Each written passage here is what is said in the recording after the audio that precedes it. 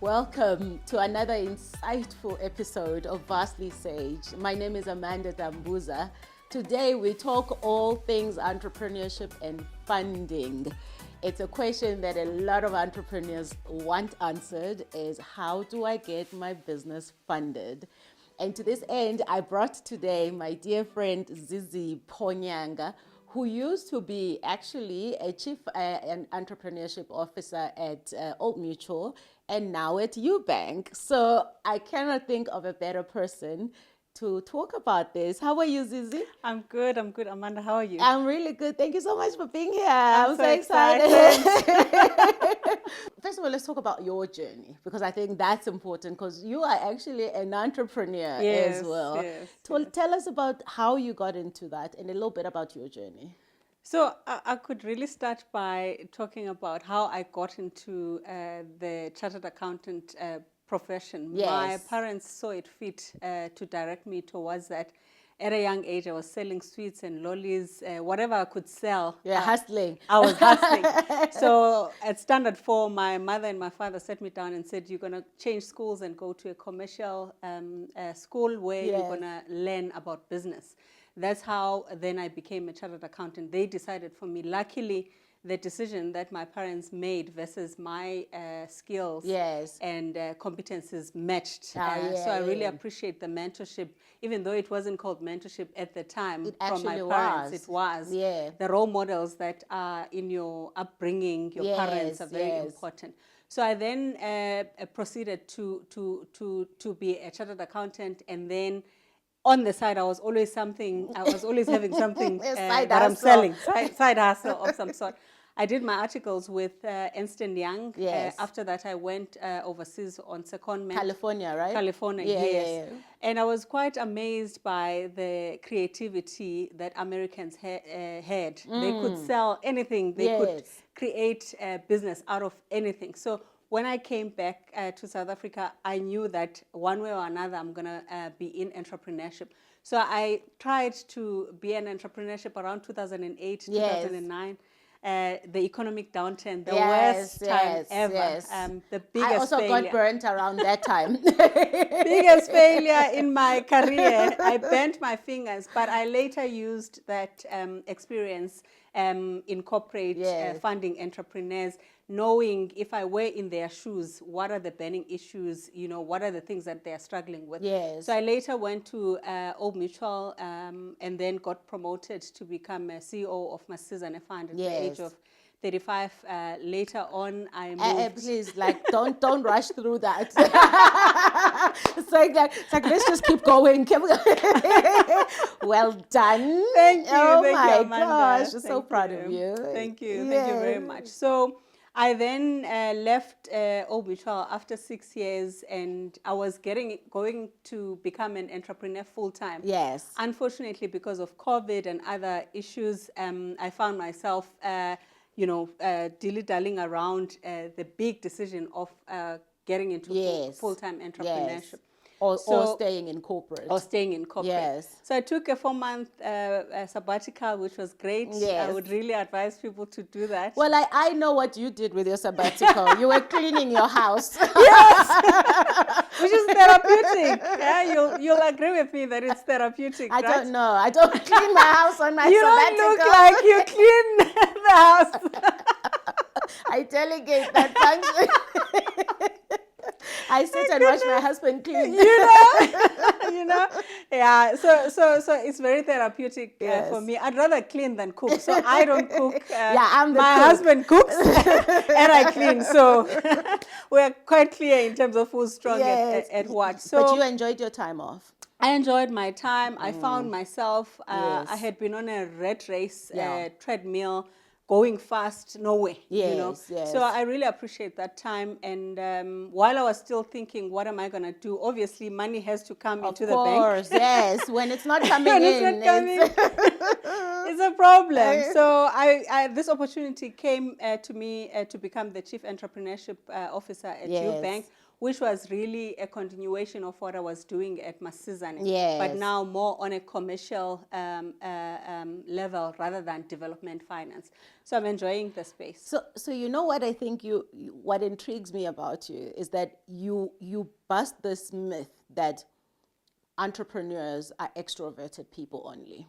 Yeah. You are quite reserved in your personality, but you hustle proper.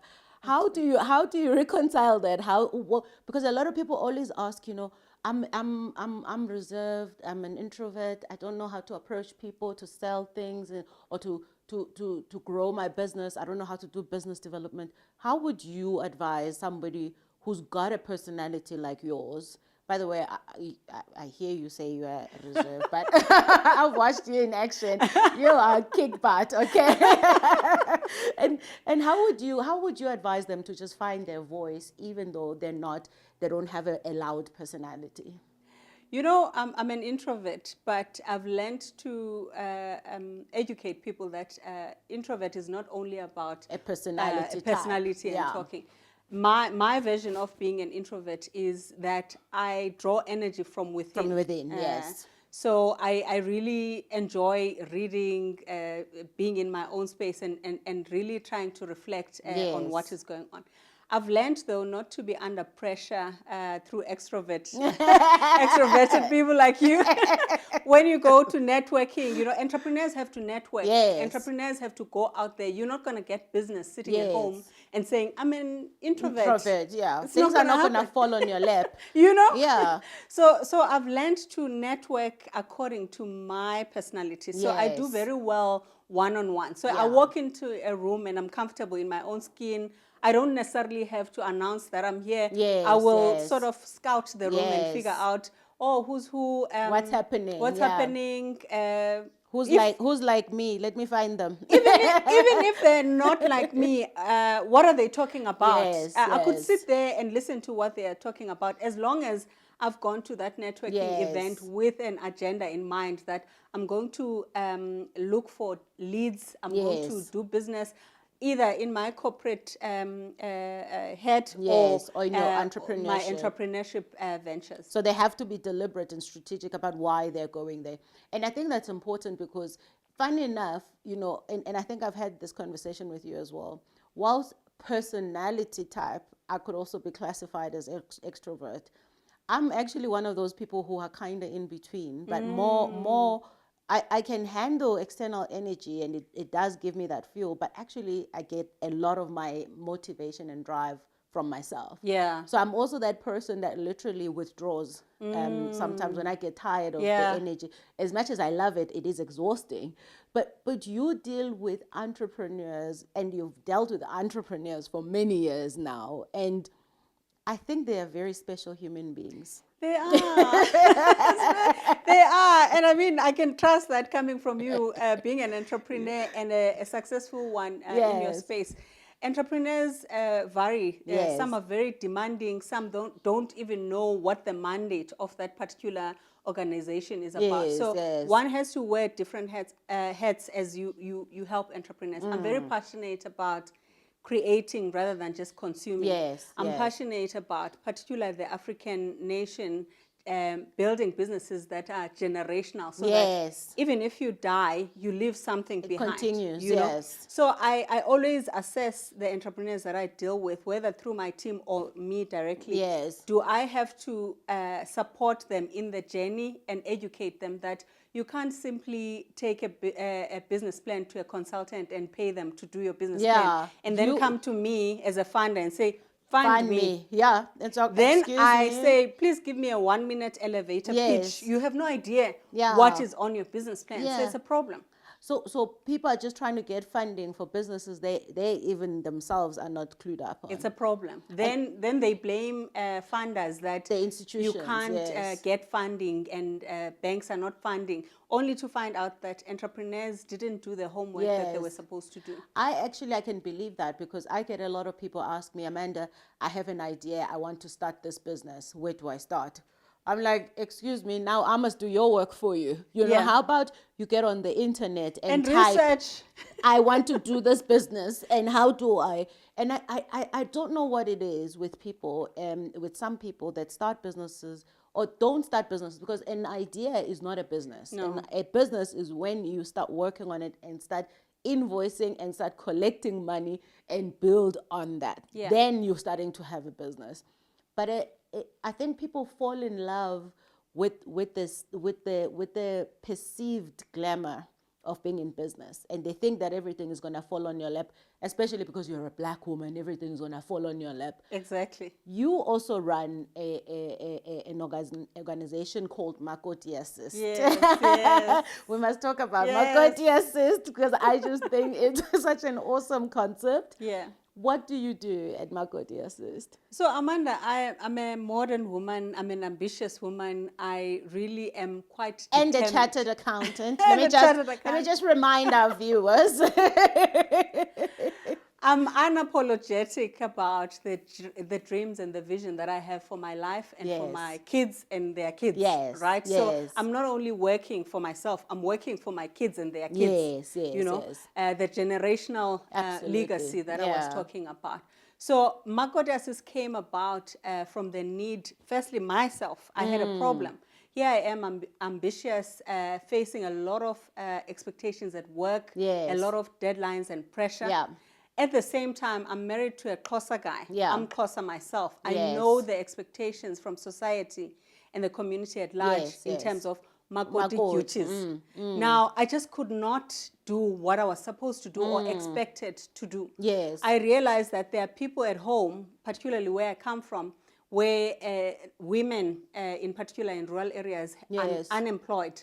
And then there's me who comes from Joburg and then trying to figure out what am I expected to do. So the passion for Makoti Assist came from sort of merging the need coming from a modern woman expected to do everything, the superwoman syndrome versus the rural women that actually know how to do the stuff and can use the money to sort of put food on the table. So it's something that I really am passionate about, and I think corporates should really support to make sure that the rural women that get the job from Makoti Assist are able to put food on the table, take their kids to school. So I'm talking to a number of corporates to get some support there. So give me an example of how Makoti Assist works. So here's Amanda. Married to a Xhosa guy.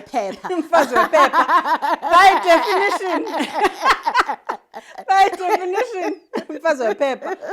So you've got a son, maybe you know, what is it, initiation ceremony. Yes.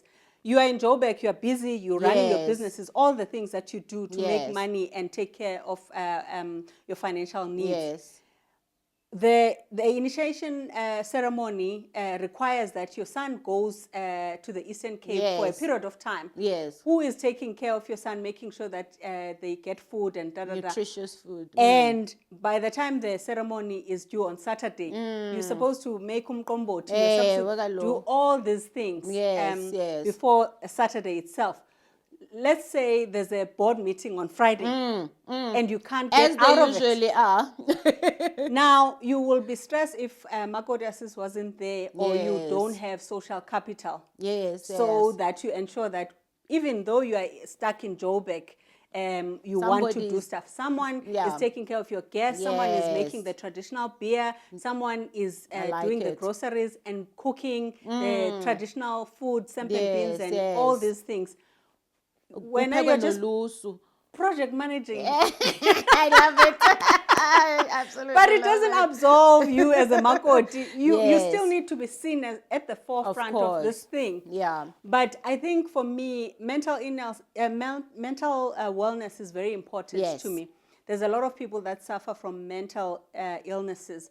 So if you have this pressure at work and you have this pressure with your in-laws, something's going to give. And listen, in-laws do put the pressure, hey? I really think it's an amazing idea because often us modern Makotis are under so much pressure to prove to our in-laws that we are good Makotis. Worthy. Actually, that's it. Worthy, because it's seemingly up to them to decide if we are worthy or not. I always say, you just wanted the boy, and then you end up with all this other stuff. Can I have this? Yeah, it's like, I really just want that person. None of all of you. But the truth is that it often comes at a cost, and it can cause tension because, if I've got career obligations, or I've got board meetings, or I've got my businesses to run, you are often seen as you don't actually care about them, and they take it quite personal that you're prioritizing all of those things over them. And I think Makoti Assist, in a way, does take that pressure off because, if the job is done, why do you care who did it, right? I got it done. So it's an outsourcing agreement. I like it. But I like the purpose behind it, which is to empower women in rural areas because they have the skill and they do amazing things. This is what they do every day of their lives. So why not pay them for it? Hey, look at you, lady entrepreneur. Let's all play according to our strengths. Yes. Do good and do well. Money-wise. Yes, and uplift your community. Yes. I like that. Let me come back to funding entrepreneurs. Do you find that entrepreneurs sabotage themselves more often than not? Yeah. How so? I dealt with entrepreneurs from different sizes. When I was at IDC, I was dealing with bigger transactions, people that are making millions. Yes. Those we're trying to make us industrialists. Industrialists. Yes. So big scale. Africa, the whole of South Africa. Yes. So, and then at Michelle Masizan, I found I was dealing with the SMMEs on a smaller scale. So it's the common thread is that entrepreneurs generally don't have time, right? They don't have time to waste, but they also don't have time for the important things. Firstly, someone will be saying, I'm looking for funding. Have you done your homework to check who's funding what I want? Are you fundable? Am I fundable? Yeah. Am I approaching this funder for a purchase order, and yet they're only focusing on big scale industrialist type of things. Whereas you could directly go to the funder that is focusing on purchase orders, and then you know exactly what the requirements are in advance. So I think that the thread there is that you need to understand the mandate of each funder. You need to be willing to do the homework as an entrepreneur. If you are asking someone to invest in your business, are you willing to put skin in the game yourself? What have you done yourself? How much of your own have you put in? But then a lot of entrepreneurs don't want to do that, though. Exactly. They want to succeed at the back of somebody else's money. No. Funders are looking for people that can either demonstrate that they have sort of invested in the business, or they are willing to put their last cent in this business. Correct. Because they believe in it so much. The other thing is, I've already mentioned around knowing your business in and out, and not outsourcing the whole funding proposal to someone else. Be able to speak to investors, yourself, and say, this is what I've done, this is what I want. I'm not saying we should all be chartered accountants. You can outsource the part, but the chartered accountant must come and explain the financial model. The models, Because you are the CEO of this business. You should be talking to the business itself, right? But now tell me, is this a real trend? So yesterday we were at, recently we were at a Verve Clicker event where we were unpacking what is an international barometer study that looks at the status of female entrepreneurs around the world. And South Africa was one of the countries that was polled. And what's really pleasing is that South Africa is, in fact, it has got the highest levels of entrepreneurship of all the countries polled. And 17 countries were polled: Russia, France, Belgium, Japan, South Korea, you name it. And which for me is really comforting, because I think for us, entrepreneurship is the answer to a lot of our ills, our social ills.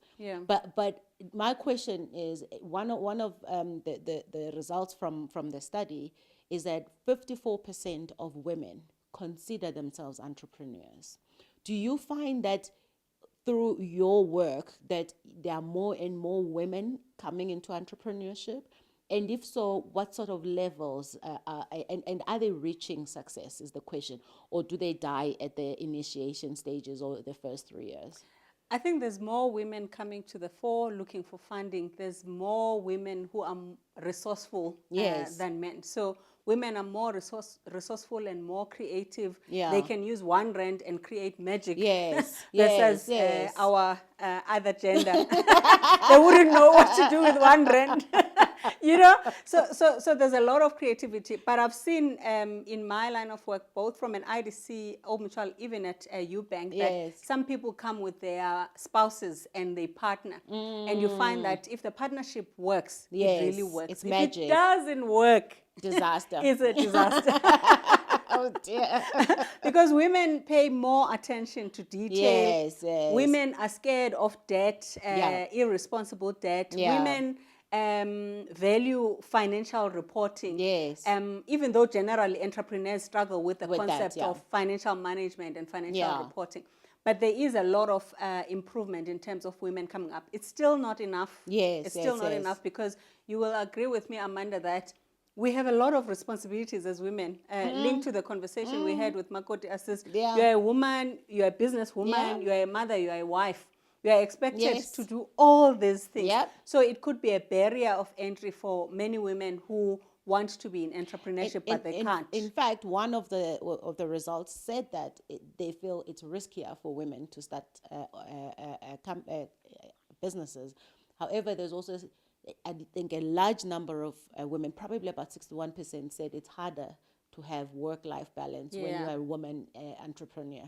Okay, so I want to know, what should entrepreneurs be doing more of in order to be fundable? Because one of the things that I've noticed, and I mean, I acquire stakes in companies in my other line of work. The other hat. The many hats. I have so many hats.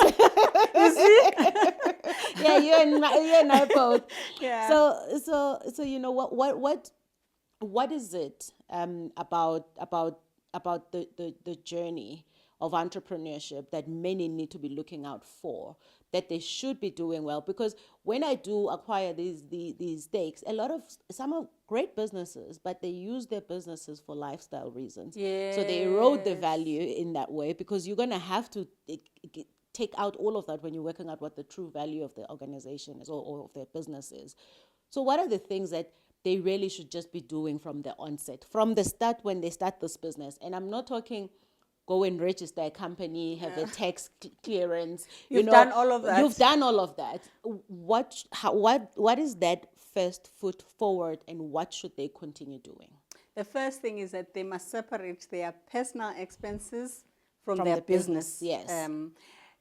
Just like in corporate, you get a salary. Yes. So the mindset of an entrepreneur should be that of a business owner, not a self-employed person. Correct. Because if you are self-employed, then you're going to be taking, and you're not going to have that sense of, this is a business. Yes. It's a separate legal entity. Yes. I am a separate person from the business. Correct. In fact, that you are stealing from the company. If you're taking money that you don't then allocate to a loan account.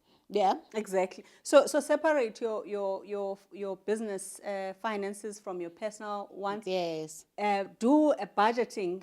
Ideally, you should have done a financial model or budgeting that says, I'm going to make these sales. Yes. This is how much it's going to cost me. Yes. And these are the people that I'm going to employ. These are the customers that I'm going to sell this lotion that I'm passionate about to. Yes. And at the end of the day, this is the profit and the cash that I'm going to generate. Focus on the cash flow, not on the profit. Yes. So when you separate your finances, your personal finances from your business, you are able to see exactly what's going on. The second thing is, please don't shy away from investing in accountants. I know a lot of people don't like accountants. I am one. We need them. But you need us. We need them. We are I don't know what to call. I say I want to make the money. My accountant must count it. Exactly. So you need the accountant. Yes. The accountant must tell you that Amanda, as a CEO, we need to grow this business Yes, at this correct. level for us to To maintain. achieve X, Y. Exactly. Yeah. For us to maintain this salary that you are taking from this Yes, business. Have you right. seen that at the end of the month, the bank statement is showing zero? You know, you have to worry about your And employees. you need someone who will hold you accountable, right? Exactly. Yeah. So the budgeting, the financial reporting also adds back to the fact that when you then go to the funders for Yes. expanding your business, wanting more money, they're going to look at those financials Correct. and see whether you've been conducting yourself, your Yes. finances Accordingly. The taxman, were you paying tax? Do you have a Yes. tax clearance? Yes. That says you are in good standing. Yes. The person behind the business itself, their credit record. Were you being reckless, buying Range Rovers left, right, and Yes. center, and then not paying them? You don't afford it, but you want to be But seen. you want to be seen. You want to be seen to yes. be successful. The pressure of the glam life. I must have a cent in office because I've said to people, I'm an entrepreneur. I must drive a Range Rover and come out of the Range Rover with a Louis Vuitton or an Amanda bag. You know, guys, do not be pressurized as entrepreneurs. I do not want people to be pressurized. Kuraf, you will sleep at night, look at the ceiling, and wonder, how did you get here? Yes, so funders yes. are looking at your credit record. How do you conduct your finances for the business, for yourself? What is it that you do? If they give you millions. Because you often have to sign surety for Exactly. the funding. So That's it's the not other free thing. money, right? That's the other thing. If they give you millions, are you going to blow them tomorrow? Yeah. And then you mentioned a very important point about collateral. That's one of the things that sort of is said to be a blockage for people to get funding. Unfortunately, if someone has to put millions into your business venture, they want to have collateral to fall back on. Of course, yes. Because we know entrepreneurship is not a straight line. Yes. You know. So what happens if you have no ability to pay back? I must be able to take that property. Yes, and liquidate it and get their money. Or I must be able to take those shares that you acquired there. Yes. And sell them and get my money. And then you see people wanting to be entrepreneurs every single day, and you're like, you have no idea what is involved in running a business. That's another thing, Amanda. I've often said to a number of people, you have to determine whether you are actually an entrepreneur or you are pushed by a toxic environment in corporate, a bad boss and all that stuff. You just want to leave corporate because you think entrepreneurship is the answer. Way to go. Yeah. When you get there, no one is going to be holding you accountable. You have to hold yourself accountable. But soon, a lot of people realize that all they did was create jobs for themselves. For themselves. Self-employment. Exactly. But what it came with is all of the things that somebody used to do in their work. Your boss was the dealing marketing, with those things. the operations, the legal stuff, the compliance, you name it. And I think that's the reality of the conversations we should continue to be having. Exactly. And I'm very vocal about this. I voice out my business struggles, and I voice out the challenges in business, and I voice out the reality of business. That, people think now that you look like this, then they're going to drop out of nowhere and become successful. I'm like, I've been an entrepreneur since I was 23 years old, okay? Like you've said it. From school, you were hustling, selling things. You learn there. Exactly. You learn what it is to make money and how to use money to restock and then sell again. And the problem is that people think this is the quickest way to riches. And unless you are one of those people who now have to appear on some commissions, then maybe, that's fine for you. But for some of us who are just normal, hardworking women who just want to make a difference, it doesn't come as quickly. Do you find that entrepreneurs want, a lot of the entrepreneurs, and is there an age category to it? And I don't want to sound ageism, but ageistic, but I want to have an idea of, do you think the younger entrepreneurs want success fast, as in like yesterday? They want those riches. Yeah. I call it the microwave generation. Oh, yeah. The ones that are worried about the image, what will people see. If I'm saying I'm an entrepreneur, I need to look like I've made it. Without understanding that it takes time, as you were saying, to get to a point. And there's a lot of failures that are buried behind us. Yeah. A lot of people don't see Yeah. those failures. They see what they see in They front see of the them. outcome. You know, Yeah. that's why I encourage people to write books. You know, you wrote your story in Baked in Yes. Pain. We need to write more books and tell people about our history and Yes. what contributed to us getting here. So I think there's a lot of education that comes with funding. Yes. In my line of work, we are focusing now at UBank to say it's not enough to give money to the entrepreneur. It's also important to give business support. So Yes. when you're talking to youth, and you're saying you want more youth-owned businesses, Yes. you must have that with the business support that is required. Yes, and that's mentorship, Educate right? them. That's Yes. Showing them how to actually run books, showing Yeah. actually how to run a business. Exactly. Because it's a whole different ball game. What is the typical profile of the entrepreneur in South Africa? Is there such a thing? There is. In South Africa in particular, we have a challenge of having to put food on the table. Yes. Right? Yes. So there's a survivalist mentality in the entrepreneurship space. A lot of people put negative connotation around tenderpreneurs. Yes. I've learned in my line of work to not discriminate against tenderpreneurs, because one example, we'll find it, one person who had a purchase order 2008 with Department of Health, 500,000, and walked the journey with her. She also created cooperatives, workers' cooperatives, Yes. and expanded her business. When I left Old Mutual, she was generating 45 million revenue. Nice. So you can't really, say that Discard it, entrepreneurs are not They're not business all people. corrupt, though. Exactly. Yeah. Not all corrupt. Yes. So there is a survivalist mentality where people are forced to get into entrepreneurship because they have no jobs. Yes. The unemployment rate is high. You have to do what you have to do. So I think the need in South Africa at large is to enforce the creativity side of it. Yes, yes, yes. Where I come from, if a neighbor sees someone making bricks, we all make bricks. Oh, yeah. If yeah. someone sees someone having a bed and breakfast, the Go whole home street is bed and breakfast. If someone is selling lotion, these lotions that lately on Instagram, and all everyone is selling a lotion. There's no differentiation exactly, at all. I'm not saying we must reinvent the wheel, Yes. Amanda. But I'm just saying ZIZIPHO is different from Amanda. Yes. So do what you're good at. Even if we both sell the lotion, put your Amanda magic, I put my Yes. ZIZIPHO magic. Yes. Even banks, there's many banks that are being started now, but there were banks before. So Yeah. it's a mixture of seeing what is already there that's Yes. working without reinventing the wheel, but also looking for new things and incorporating it into that. So there's a lot of work that still needs to be done. I'm curious about something. Do you have to deal? Do you still have to? Do you find deal with a lot of fronting in South Africa? This question though, you know. Yes. Because that's a Yes. survivalistic thing. Yes. Comes into play when you need to put food on the table and your boss says, actually, you know what, dear gardener, dear housekeeper, father, and they don't even, you see zero benefit except your measly little wage every week or every month. Yeah. This is criminal. This is not right.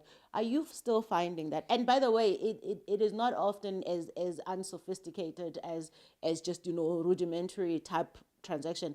It is also quite sophisticated, Yeah. even at an advanced business level. Exactly. You're finding it? I still see that, but I must say, Amanda, we have improved compared to the older generation around 1994 Yes, when and those BE transactions. Yes, I think a lot of us are a little bit Yeah. street smart now. You're not, if you want BE, you're going to look for ZIZIPHO who's qualified, who's Yes. experienced. I'm going to say, but I'm not just going to be a token No. here. What is my role?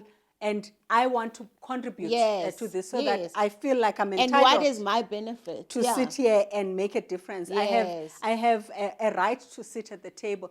There is still a little bit of fronting. I mean, even yesterday I was talking to someone about a deal. We visited a client somewhere in the outskirts of the West. Those are the questions that I was asking the Yes. entrepreneurs. Who is this black guy? Yes. What does he do? Yes. Because you are coming as a funder, it's as if It's pretty. The you picture is like- packaged. But he's not talking. Yeah. Can you keep quiet? Yeah. And I want Let's to talk to the this guy. majority Yes. shareholder.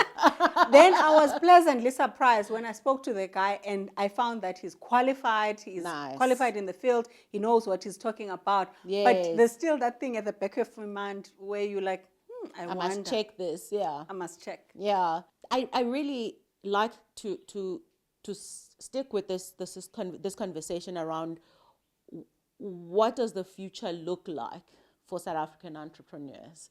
And let's take that as our wrapping remarks, because this has just been amazing. We could just carry on Forever. and on and on. But what do you think the future looks like?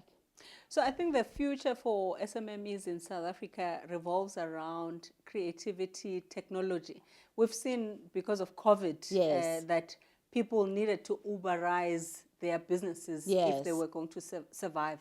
People needed to invest a lot in technology. Yeah. Those people that were saying social media is for the youth, they've had to hire social media Yes. managers to sort of advertise their Yes, goods and services. position their And businesses. position their brands. The importance of the brand that you are selling as an SMME, it's no longer the big blue chip Yes. companies that have to worry about the brand. What are you bringing to the table?